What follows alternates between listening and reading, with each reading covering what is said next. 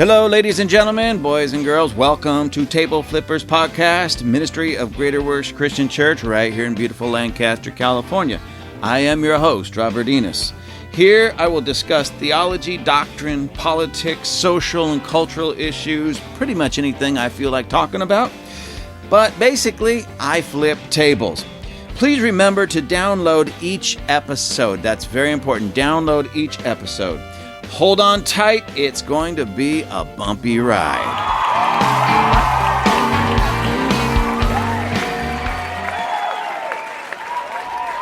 I want to tell you all a little story to start today. Today we're going to talk about toxic masculinity, but I'm not going to talk to you necessarily about all the nonsense that's coming against men.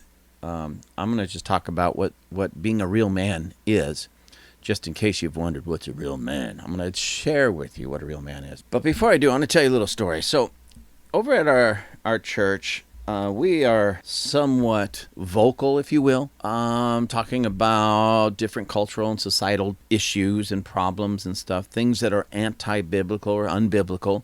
And we have no problem talking about it and dealing with it in that sense. Also, we own a coffee shop, Butler's Coffee.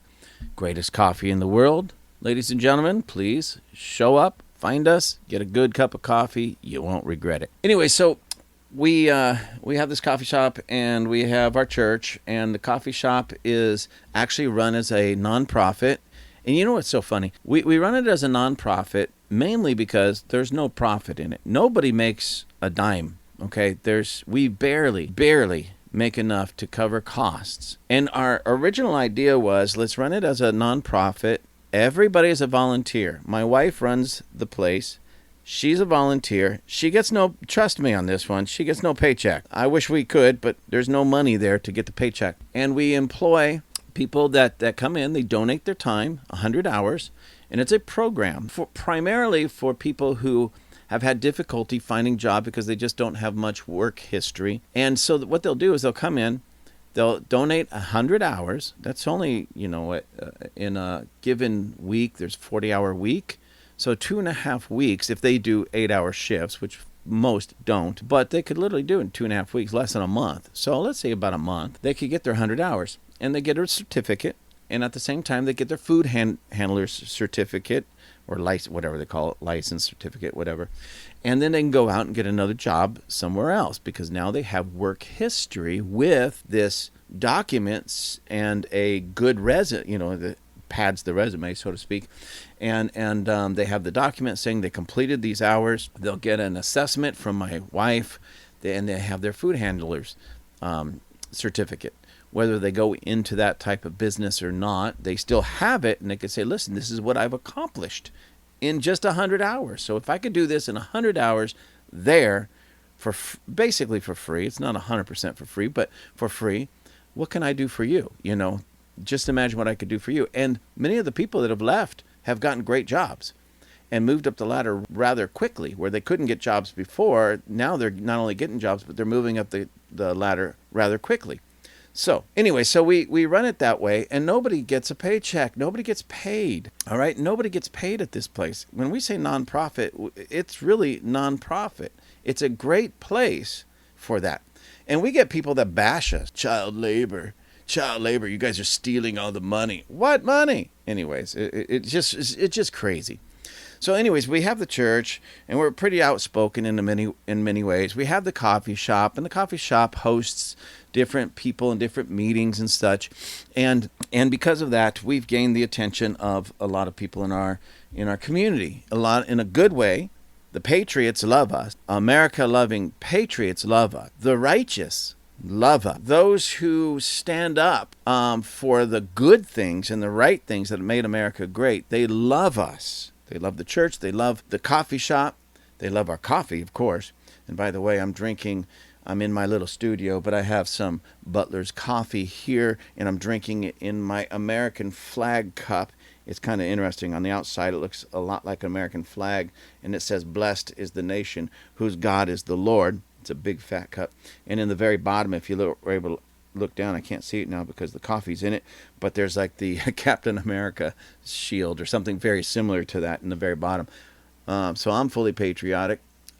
trying to be at least. And there's a lot of people in our culture and society that are offended. They're offended that we actually love our country and love who we are as a people, and even love the diversity in our country, and anyway, so because of our stance and because of who we are and because of what we stand for, we've gained the attention of a lot of good people, and that's fantastic. We've gained the attention of a lot of, not so desirable in our culture, our society, and our region, even to the point that we started receiving death threat. Yes, ladies and gentlemen, death threat. First, it started at the church, and in a general sense, where somebody would drive by or something like that and throw a note, like an envelope filled with rocks with a note inside about how they're going to kill us and do all kinds of terrible things to us.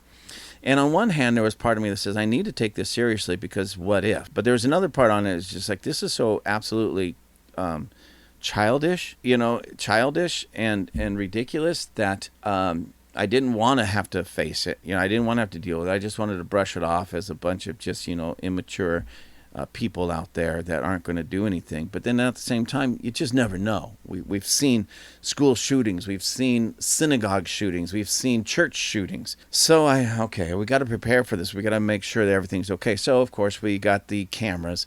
So, ladies and gentlemen, if anybody out there is thinking that they're going to come sneak onto our property and do harm, trust me, you'll be seen by 15 different cameras before you even get close to any of our people.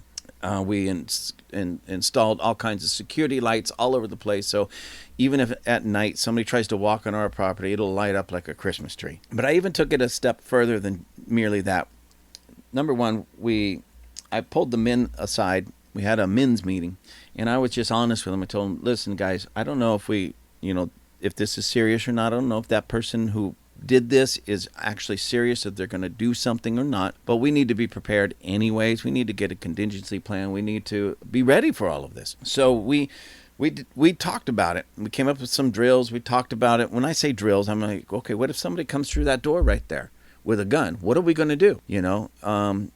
And so we came up with plans, to protect the people of the church, people of the church, as much as we can. I'm not going to give you any of those plans, the details of those plans. But one of the things I also told the guys, I said, guys, because what happened was, as this was progressing, some of those letters, those death threats, started going to some of the members of our church. Now, that really irritated. It's one thing you're going to do something goofy, in a general. I'm not saying it's right in any way, but then when you start threatening people, listen, the cowardice of it. I remember standing up in front of at a rally and standing, in front of a rally and saying, here I am, because the people that were doing this, we knew were following us, because following us, either physically following us or following us on social media, probably both. So I wanted them to know, here I am. Don't be a coward. Don't be going and threaten women and children. Here I am. I'm the leader of this. Everything that happens at Butler's, ultimately, I'm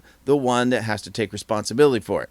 Everything that happens at my church, everything that's said, whether I personally say it or somebody else says it, I have to take responsibility for it. So here I am. And I still say that. I mean, if the people that were doing that are listening at all, listen, here I am. Don't go somewhere else. Don't go, you know how cowardly that is? You got a problem with what happens at Butler's. You have a problem with what happens at Greater Worship Christian Church. You have really a problem with me, nobody else.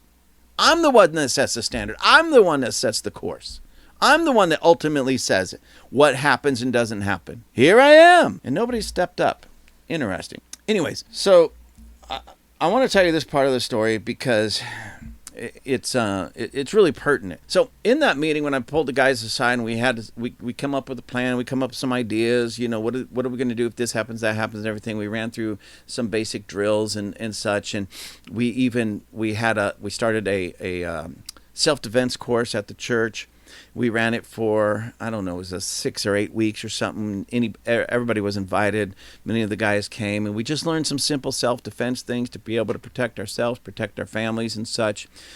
And it was great. But one of the things I also told the guys, I said, listen, guys, if, this isn't, I don't know where you guys stand on firearms, because that's not something that we necessarily talk about all the time. And I didn't think most of the guys of the church would have a problem with firearms in that sense. But I told him, if you don't own one, please go get one. Or if you own something like a hunting rifle, maybe you want to think about getting a handgun or maybe a shotgun or something like that, just for home protection. I didn't say, I told him, I said, not necessarily to carry around with you because that can get you in a lot of trouble. But, keeping it at home and knowing and learning and knowing how to use it and how to use it properly to protect yourself, protect your family, because we don't know, I don't know if this is going all right, but even if this is just kind of some weird, sick hoax, the world is getting darker and darker and darker, and you need to be able to protect yourself and protect your family. So, anyway, so many of the guys went out and purchased a firearm. Some of them got some handguns, some of them got some shotguns or whatever. And it was so refreshing in a lot of ways. And let me tell you why. Something that I did not expect at all happened. I honestly expected their wives to complain and get upset. He went out and spent $500 or $1,000 or whatever. He got this and that, and can't pay this. But I almost expected that. And I even told him, don't take your children's food money. Don't take your rent or your mortgage payment. Just, maybe put a little aside and save it up. So anyways, after a little while, many of the guys went out and purchased some handguns, legally, of course, and learned how to use them, started learning how to use them. And even the wives started saying, I want to go with you. They started learning how to use them. After some time, and this builds and this grows, and they're learning how to use it, and the family, each individual family is learning how to protect themselves, use this firearm safely. They have safes and gun cases and all kinds of things like that. I mean, I was amazed. I'll be honest with you. I was amazed at how serious the men and even their wives took this. They didn't just have a gun and leave it in a drawer somewhere, okay, or not ever learn how to use it. These were people that really took it seriously. Started going to the range and learning how to use it, how to load it, how to clean it, how to store it, how to transport it safely. And I was absolutely amazed at this.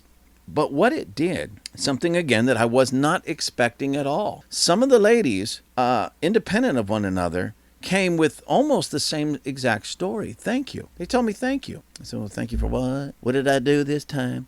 But thank you. Because when that happened, at first I wasn't sure of it. I remember one lady told me I wasn't really sure of it, because here we are spending a little bit of money that I didn't think we really had to spend and or should spend. But I knew that it was one of those things that my husband was so animate about because of just what's going on in the world. He wanted to protect me and the children and blah, blah, blah, blah, and everything that's going on. But what it did to him and what I see in him is just that simple move of now knowing he has the ability to take care of me and the kids if something went south. Built his confidence in such a way that now I don't care if he goes and buys another one. As a matter of fact, I'm thinking of buying one myself. I remember this story. I remember her telling me this. I'm thinking of buying one myself so that we could go and make this a family affair, that he and I can go out together. And it's just built his confidence. He's a better man for it. Now, ladies and gentlemen, he's not a better man because he bought a gun. He's not a better man because he fired that gun. He's a better man because he can now defend his family, his wife and his children, and he knows it. That same story, that same sense would come up over that man and his bride, his wife, if it was something else, such as martial arts or something of that nature. Why? Because that's what a man does. And again, in that scenario and in that story and in that time frame, I had several women. As a matter of fact, many of the ladies, many of the wives ended up purchasing guns themselves. And now they go on date nights, or dates, I should say, maybe date days, to the firing range, and they'll they'll go out, they'll all shoot off a few rounds, hit the targets, learn how to operate it better, get better shots and all that. And then they'll all go out to dinner or something. And it's really brought them together in a unique way. Again, I did not plan on this. I did not expect this at all. My idea was just this: guys, do whatever you need to do to be able to defend your family. That's about it. That was my heart behind it. And what it did is it strengthened them. Strengthened their marriage, strengthened our community, and it strengthened their men to the point to now the ladies are going, I like this part of my man because he's a real man. Because he has a gun? No, because he has confidence that the ability to be able to defend his family created. Confidence. because he can defend his family. It could have been anything. It just so happened to be a gun because of the situation that everybody was in. But praise God for that. Now, my point on telling you that story is because, again, I'm going to talk to you about what a man is. All right? What a man is. Because we hear this thing about toxic masculinity, and it's disgusting of men and true masculinity getting hammered by a group of people that want men to be a bunch of limp wrist jellyfish. And I don't know about you, men and ladies, I refuse to be that. I'm going to do my best to stand against the current, okay, this false, wicked narrative and current that's in our world today, and show the world what a true man is, and what true masculinity is, and what true masculinity can do. And as the ladies of our church are starting to see and realize in their own men and their own husbands, they like it. The more masculine their men become, they like it. And I want to talk about just 4 points today, and and there's many more that I could talk about, but I picked these 4. One, because as I was just jotting down some notes, these are the 4 that came to my mind, and to me, these are extremely important. But at some point in my Toxic Masculinity series, if you want to call it a series, I'm going to talk about things like etiquette and such like that, because that's something that real men need to understand, even in those areas. But nonetheless, so what is a man? Number 1, a real man is a defender. I talked about that a little bit, of course, but a defender of his wife, of his children, and those around him who are weaker. A real man will defend what he loves, what he appreciates, what he values, what he honors. That's why real men will often run out to the battlefield, even knowing they may never come back, to defend their country, defend their families, to defend their lifestyles, defend what they value. So again, I want to ask you this question. I think I already asked it, but what if someone were to break into your home?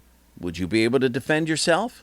Would you be able to keep your family safe, defend your family and keep your family safe? It's 2 o'clock in the morning, you hear a window break, and you hear, I don't know, voices starting to creep through that broken window or whatever. You hear the door open. What would you do?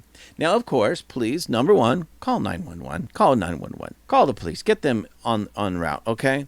But the reality of it is, unless there's an officer like right next door, it may take a few minutes to get there. Do you know the harm that could come to you and your family in just, say, 2 minutes? I mean, think about these school shootings and such, or the synagogue shootings, or the church shootings. I don't know about, there's this, just a few years ago, maybe 3 years ago now, 2 years ago, 3 years ago now, there was that guy that busted into a church in Texas, all right? And I believe, if I remember the story right, he had a shotgun, and he shot, I believe he killed one person, injured another, but maybe there was more death than that. But there was a member of the congregation that just popped up, just stood up, drew a weapon, and shot the guy in the head and put him down. End of the mayhem, end of the chaos, and end of the murder. Because somebody in that congregation had a firearm and was able to defend not just himself, not just his wife, but everybody in that church. And it's just sad because, unfortunately, nobody really saw or knew what was going to be taking place or anything like that until, of course, the guy fires the first shot. And unfortunately, somebody did pass away. But it could have been a lot worse if there wasn't somebody in there that could defend them, all right? And we hear these types of stories all the time. We hear these types of stories all the time, how somebody may break into a liquor store or a convenience store with a gun, and there's either a customer in there that's got a firearm, or the guy behind the counter has a firearm, and they're able to stop the death and the mayhem because they can defend themselves. So again, I want to ask you this question. How would you keep your family safe if at 2 o'clock in the morning, you guys are all in bed asleep, your children are in bed asleep, and your wife's in bed next to you asleep, and suddenly you and your wife are woken up because somebody's breaking glass to get in the house, and somebody just broke in? Of course, call 911 or have your wife call 911. But what are you going to do? This is not to tell everybody, go buy a gun. I'm not telling everybody this because, if you're not into it, whatever. But what are you going to do? You should have the ability to be able to defend your family, and in that, say, 2 minutes that it takes from the phone call to the police actually arriving, a lot of death can happen in your home. And if you have no way of defending yourself, those deaths could be your children, could be your wife. So a real man will defend his family. And whatever that means for you in your unique situation, what does that mean for you? defend your family, keep them safe, keep them secure. So I want to say this: every man should. Now this is every man should absolutely be in shape and have the ability to physically defend themselves and their family if they had to. Be in shape. And if that means going to the gym, go to the gym. Get your butt in the gym. I'm not talking about being a bodybuilder. You don't have to, oh, I can't do this unless I look like Arnold Schwarzenegger. No, that's not it at all. But you should be healthy enough, flexible enough that you can defend yourself on some level. And that also means being able to defend yourself, using some type of martial arts or boxing or Krav Maga or something of that nature. That might even mean something like carrying pepper spray on you. I don't know about the laws where you actually are at, but if you're able to, carry some pepper spray. Make sure your wife carries some pepper spray. If it's allowed and it's legal, one of those little zapper things, carry that. Have your wife carry that, but you got to know how to use it. You got to be flexible and fast enough and strong enough to be able to even use these things. So get in the gym, learn some martial arts on some level, boxing, self-defense course, and if this is your thing, and please, if it's not your thing because you want to, listen, just get over it. Own a firearm. You don't have to take it around. You don't have to carry it in your car. You don't have to wear it on your belt all the time or anything like that. At home, in a safe that you can get to quickly, that if somebody's busting in within say 10 seconds, you got that thing in hand. You don't have to go guns a-blazing, Yosemite Sam on them, but you have the ability. If somebody comes into that bedroom, boom, they're down. You learn, you teach your children the contingencies, all of these things. Just like you should be teaching your children that if the fire breaks out in the house, how to get out of the house safely without burning up. Those types of things. If there's an earthquake, especially in California, we live in California, Southern California, but I've experienced several earthquakes here. How do you get out of the house? Where do you go if there's an earthquake? Same thing. Hey kids, if somebody starts breaking in and somebody's breaking in, here's what you do, because here's what I'm going to do. Come up with those plans. Go through some drills. Make it a kind of a fun thing, but a serious thing all at the same time. That's what men do. They protect their families, first and foremost, and then they protect the weaker around them. Let's imagine that you're in a restaurant, right? And you see some guy start smacking his wife or beating his children. Are you physically able to go over there and stop that? If not, again, get in the gym. Now, I'm not talking to the guys, men out there who have some type of medical condition that keeps you from doing that. But if you don't, let's say you're just a little overweight. Well, lose the weight and get in the gym, Get yourself limbered up a little bit. If it's just because you've never been to the gym and you're just sluggish and, I hate running, I hate working out. Listen, I'm not a gym rat at all. Once I get to the gym, I enjoy it because once you get moving, I love that feeling. But getting to the gym, let me tell you, it's like pulling teeth sometimes. I am not a gym rat. I don't live for the gym, but I go to the gym because I need to be in shape. I force myself when I do run. I hate running, but when I do run, it's because I know I need to run. Okay, when I lift some weights, it's because, and listen, guys, I'm not huge. I'm not telling you like I'm sitting here like Arnold Schwarzenegger. No, not at all. Anybody that knows me, I'm 5'8", about 165 pounds, not a real big guy at all, but I'm in pretty good shape. For my age, for my height and everything, I'm in pretty good shape. I can... If even need be, run from a fight, So anyways, so again, become a defender. And whatever that means for you, go to martial arts, go learn some boxing, go take a boxing course, go take a Krav Maga course, go, karate, jiu-jitsu, judo, what are some of the other ones? Kung Fu, some of those things. Learn how to defend yourself and your family if you had to. But another thing that I want to focus on, men are providers. And so that means true men, work hard. They put in the extra effort. They continue to work on themselves and make themselves more marketable by sharpening their skills and learning new skills. You see, this whole thing that's going on in our world today where especially young people, but people in general, they want somebody else or something else to take care of them. This is one reason why I don't like unions. Now, those of you who are in a union, I'm not trying to come against you at all, because I understand that's your job and it's a union job. You still need that paycheck. You need to take care of your family and such. And so my hat goes off to you for that. I'm talking about the union itself and the many people that are so pro-union because they feel like they'll never get a fair shake without the union.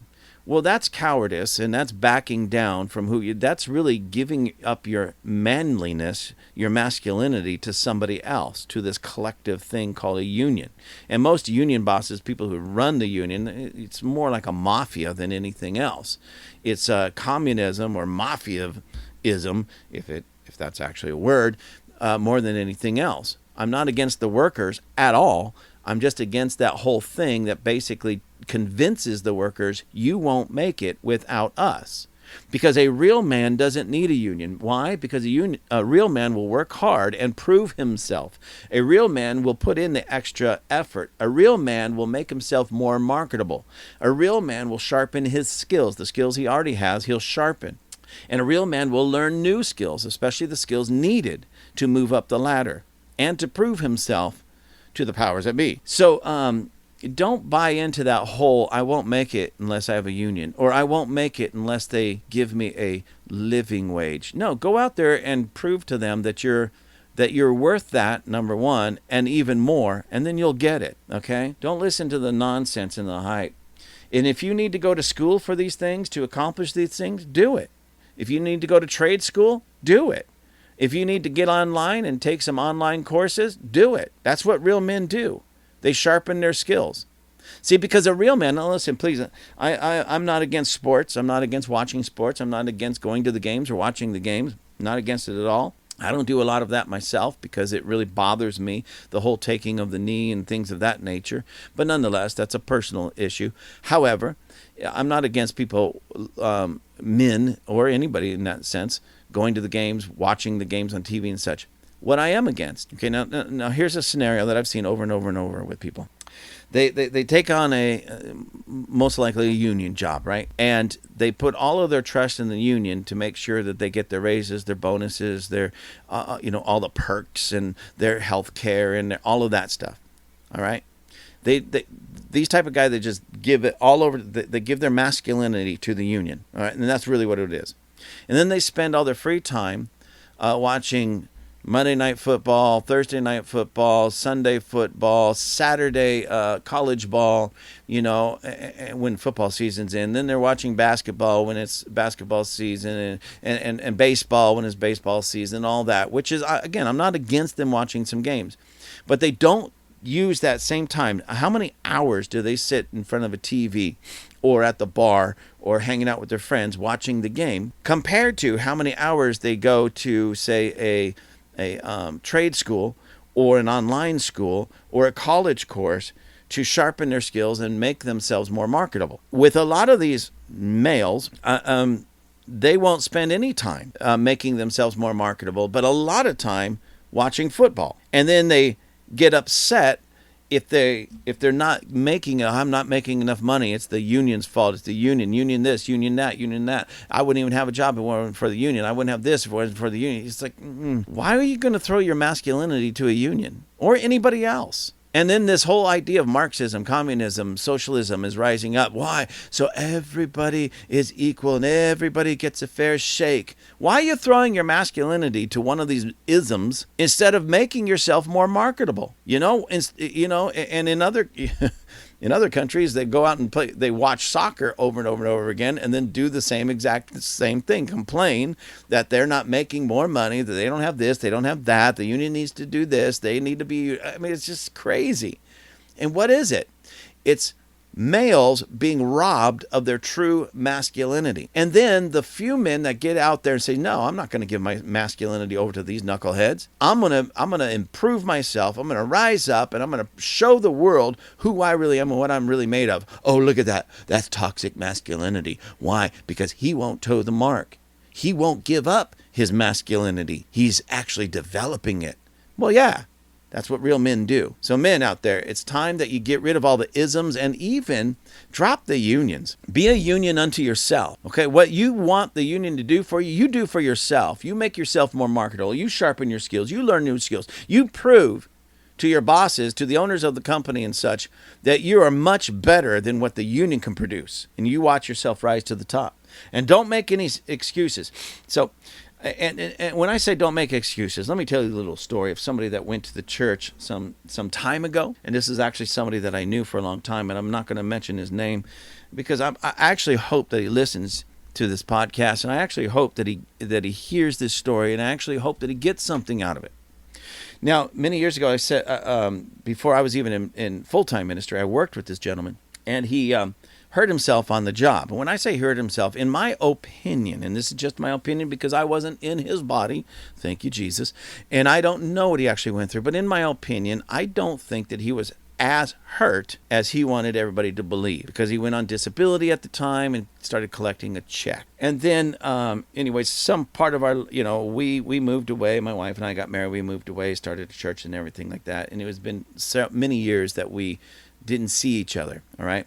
And then we kind of reconnect. He and his family started attending the church, and he still wasn't working. And that was like almost 25, about 25 years almost, that we had not really seen each other that much or anything like that. And he still wasn't working. Now, from what I understand, he had some jobs, a few jobs between here and there. But the whole time it was complete. I got this back problem. I can't work because of this back problem.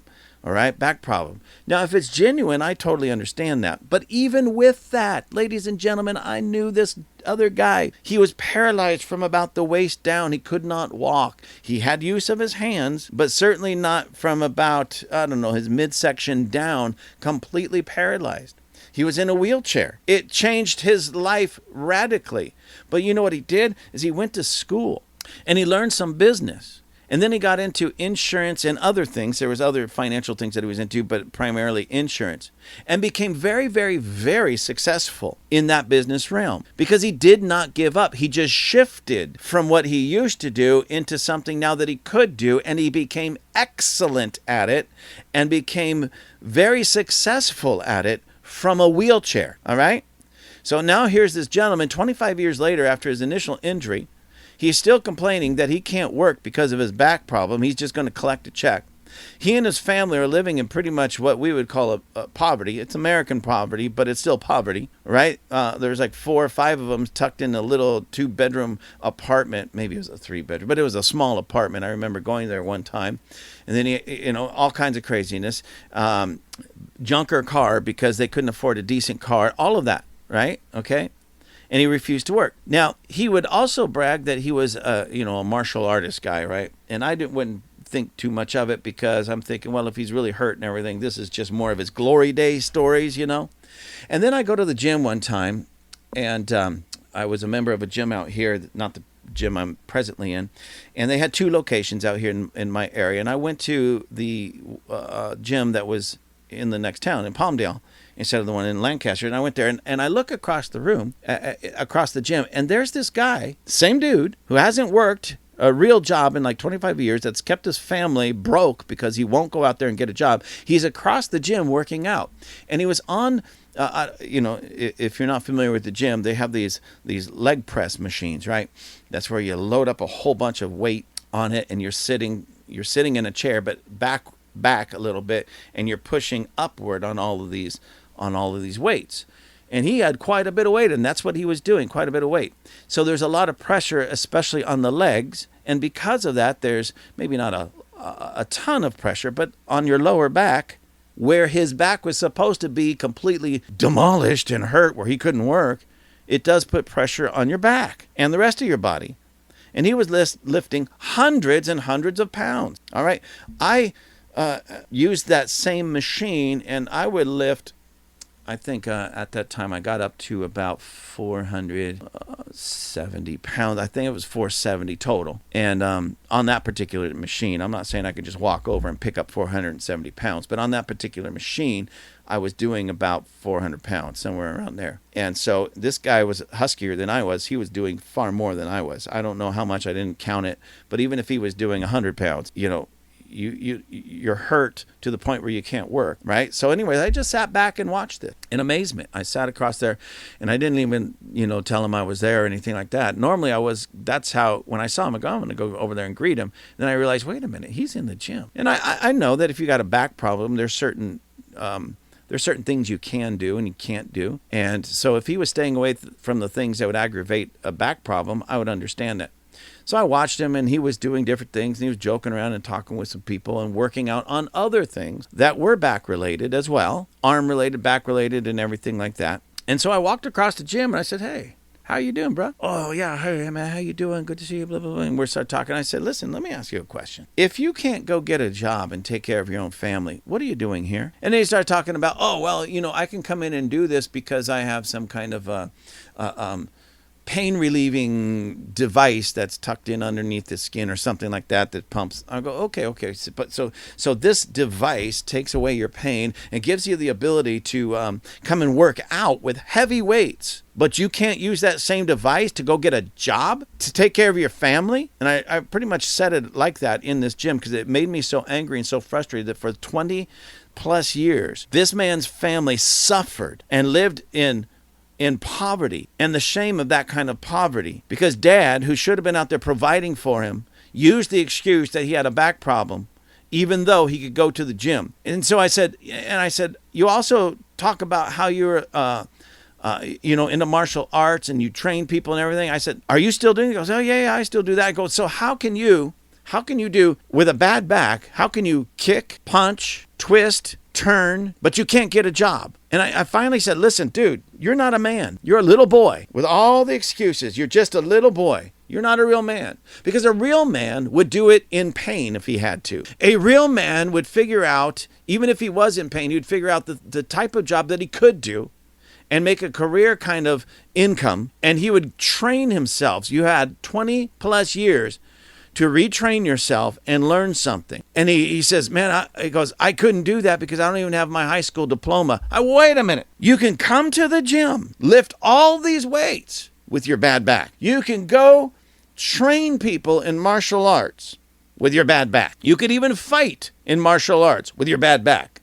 But you couldn't go to an adult school and get your high school diploma, your GED. You couldn't go learn a trade to pay or to provide for your family, but you could do all this other stuff. I said, even more, you're not a man. You're a little boy at best. I said, I can't even believe this. And how do you sit in my church week after week after week and listen to the truth of the gospel, listen to the truth of the word of God, and not allow it to penetrate you? I said, not only that, you're not even a good spiritual man. I said, there's something wrong with you. Then he started trying to make excuses about his background and where he came from. I said, I don't care. A real man works on overcoming that. You've had 20 plus years since your initial injury to overcome all of that. You've had 20 years to overcome all of that. And what have you been doing? Making excuses and using what strength you do have in your body to get in the gym, to go kickbox and do all these other things, but you can't go get a job to take care of your family? I said, you're not a man. You're not a man, because a real man would figure it out and a real man would make a way.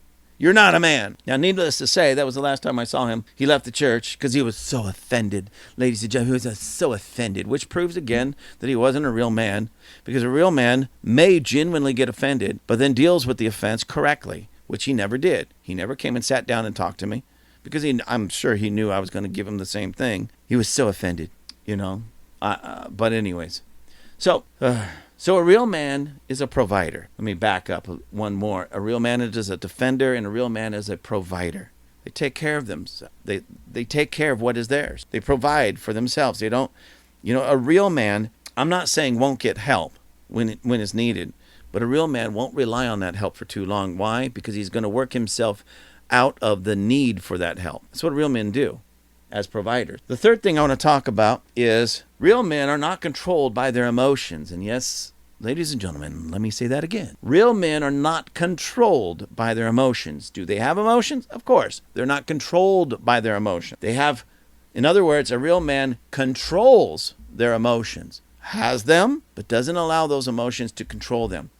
And what do I mean by that? When they're angry, they do not lose control. They do not become violent just because they're angry. They do not seek to harm other people. They do not go on these screaming rants. You know, if you look at social media, which I would suggest that you don't look at too much social media or anything like that. There's always that comes across my feed, you know, one of these clips of somebody losing it somewhere.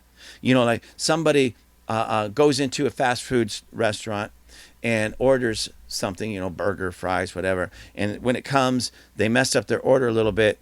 And then the next thing you know, that person is freaking out, throwing things around, kicking over display stands, threatening people, fighting with people because they messed up their order. Real men don't do that. Real men may get angry because, I don't know about you, it's a little frustrating when you know your order is wrong or something of that.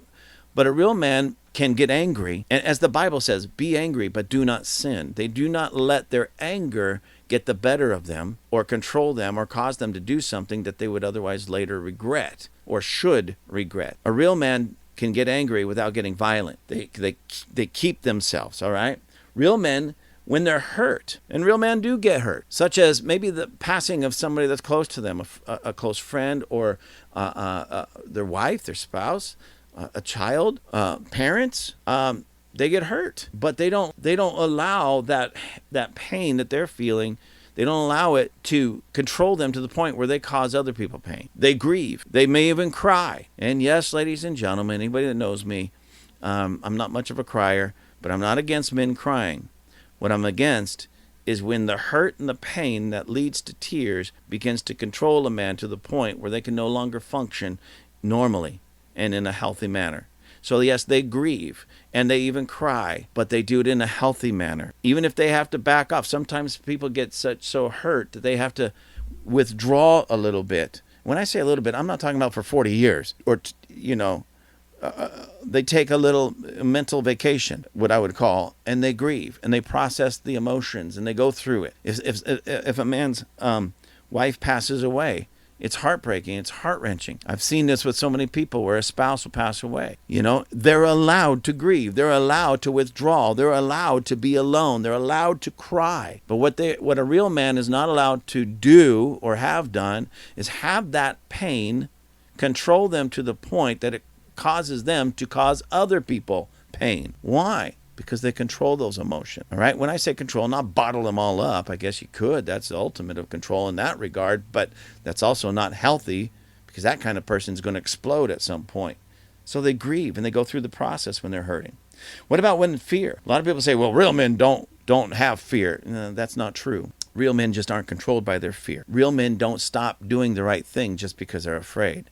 They'll do it even if they're afraid. They do it afraid. What do you do when you're afraid? Do it anyways. If it's the right thing, you do it anyways. I mean, do you think all those men that storm the beach in Normandy or go into battle, you don't think that they're afraid? You don't think that that they're concerned for their life, for the lives of the people around them? Of course they are. So how is it they're able to do that? They don't allow that fear. They've overcome the fear, and they don't allow the fear to keep them from doing what they know is the right thing to do. Again, let's go back to the defender thing, that men are supposed to be defenders. Somebody's breaking in your house at 2 o'clock in the morning. You know that you and your family are in danger. You're afraid, or you should be afraid in that regard. But should that fear keep you from doing the right thing and defending your family? No, of course not. So even though you fear, you do it anyways. You do the right thing anyways. What about when confused or unsure? Something happens where you just don't know what to do. Confusion sets in. You're unsure of yourself. You're unsure of the situation. What do? A real man will take a step backward. Ask the right questions. Seek the right counsel and advice. And look for the right answers before they move forward. And I don't mean the 100-year plan or the 20-year plan. I'm not talking about the 3-second plan either. unless you only have 3 seconds, of course. But you do your best to assess the situation and come up with the best possible answer before moving forward when confused, when unsure of something. And right now, ladies and gentlemen, many things are happening in our present world where economically we don't know what's going to happen. So what happens in this kind of situation where it's so volatile, we don't know what's going on. We know that great tragedy in the financial system can really come any second now. Any second now. Our whole financial system can completely hit rock bottom and be destroyed. We know this. We're right at the verge of it. Actually, we've passed it. Everything's being held up on fake money. So what does a real man do? He steps back from it, looks at the big picture, and then seeks the answers that he needs from the people that have those answers. He doesn't, listen, this can come any second now, so he doesn't drag his feet and turn this in, well, maybe tomorrow, maybe next week, maybe next year. No, he gets the answers now that he needs. And then he starts acting upon the truth and the reality that's facing him. He doesn't stick his head in his sands.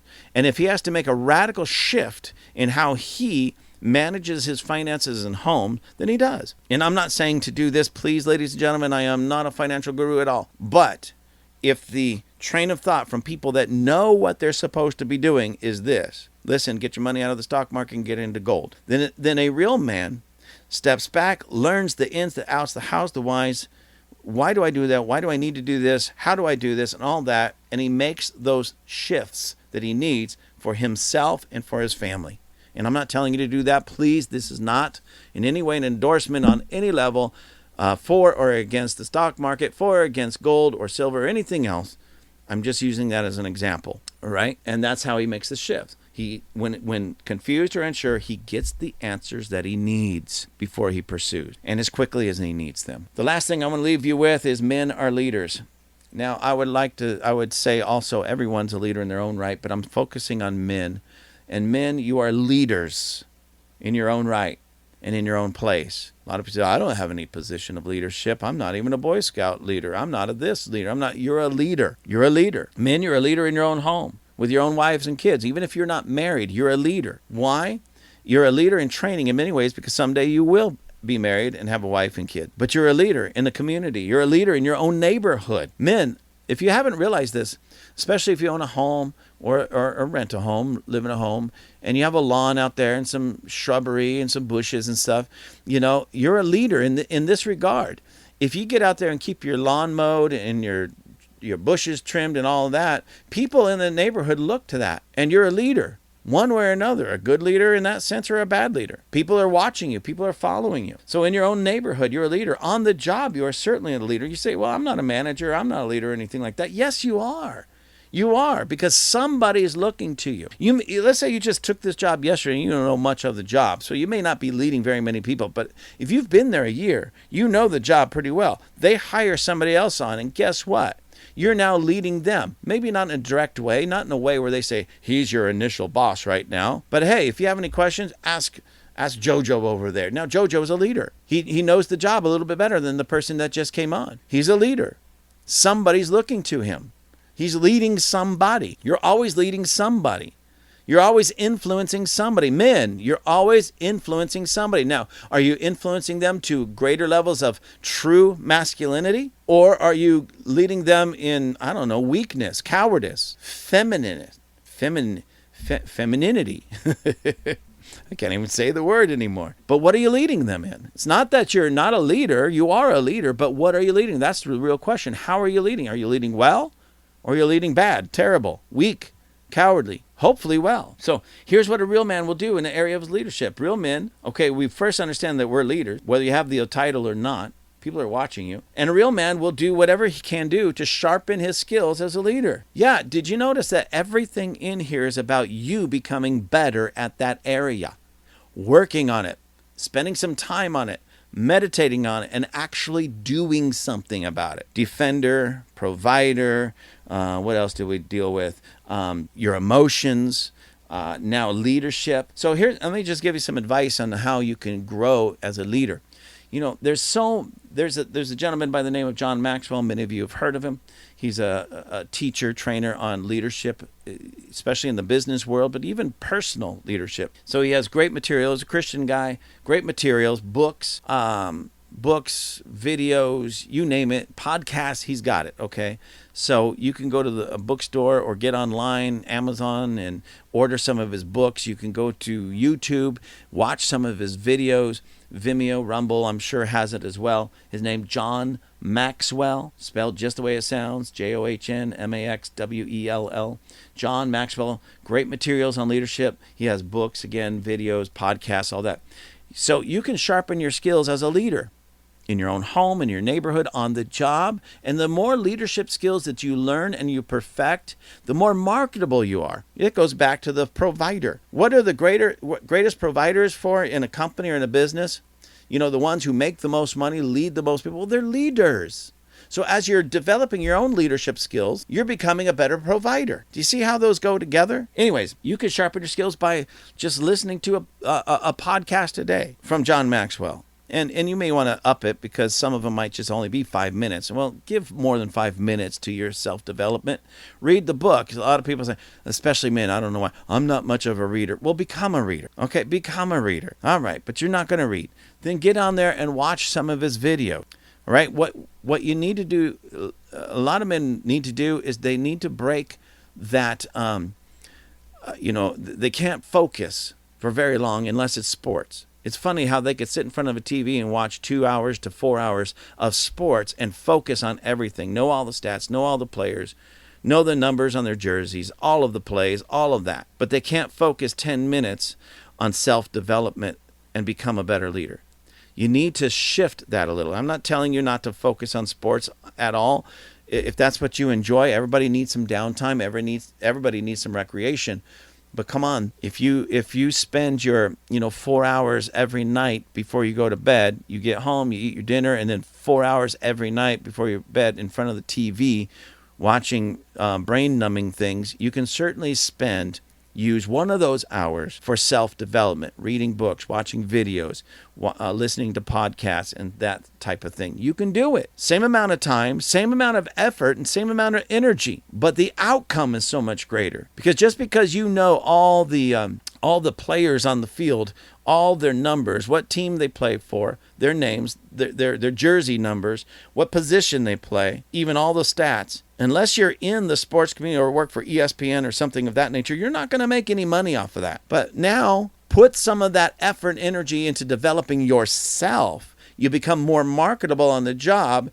Your bosses, owners, managers, they start taking notice of it. They start moving you up the ladder. You go from, and I'm just throwing this out, $20 or $25 an hour to $30 an hour to $35 an hour to $50 an hour to managing not just maybe a crew leader on the floor or something of that nature, but now managing the entire floor and things of that nature. And you move up the ladder. Why? Because you took an extra hour a day and you put it into your self-development on some level. And one of the things, like I said, when I was talking about being a defender, and a lot of the guys started doing things, their confidence boosted. So you have, again, 4 hours every evening. You can spend that 4 hours just watching mind-numbing television, sports, or you could let's say 2 hours. Let's say you take just 2 hours every evening, or 3 evenings a night, just 2 hours, 3 evenings a night. It's just 6 hours a week. 1 hour you're going to focus on reading and watching videos, say, and again, from John Maxwell or some other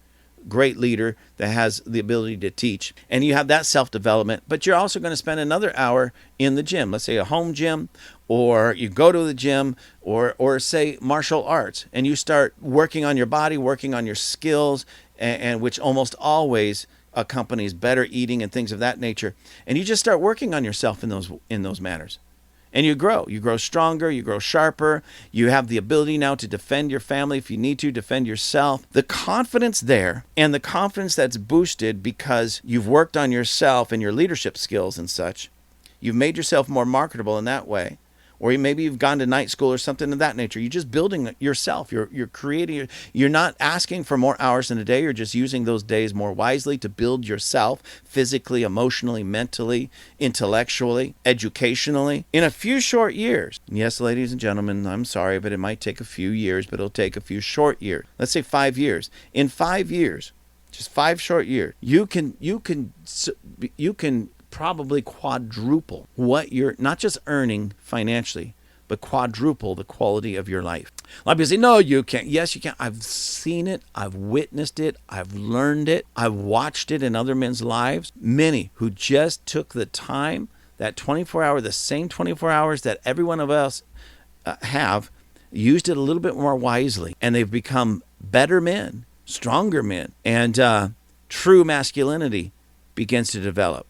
Again, the world might say toxic masculinity, but true masculinity, true leadership, true men were developed. And I've seen this over and over and over and over again. So men, real quick again, let me go through this. Real man is a defender of especially of his family and those who are weaker. A real man is a provider, okay? And that even means working on themselves to become a better provider. Real men are not controlled by their emotions, but control their emotions. And they still live and act and walk out righteously, even though they're going through an emotional season or emotional time. And real men are leaders in their own right, but real men will always grow in their leadership qualities and characteristics. So with that, I hope you got something out of this, and I want you to understand we are pressing in because the world right now needs real men to rise up once again. And we are pressing in, and the real men are about to reveal themselves in a powerful, profound way and change this world back to righteousness.